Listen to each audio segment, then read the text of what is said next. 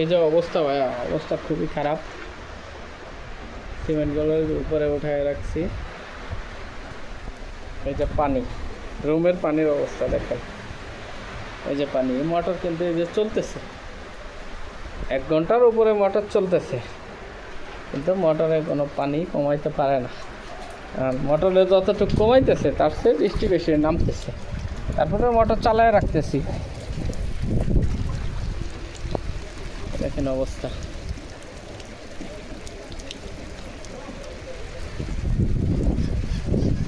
এই বাদতলায় নাই, এই পানিটা হচ্ছে ওই পাশ দিয়ে, ওই এলাকার যত রাস্তা দিয়ে পানি আসতেছে সেই সব পানি।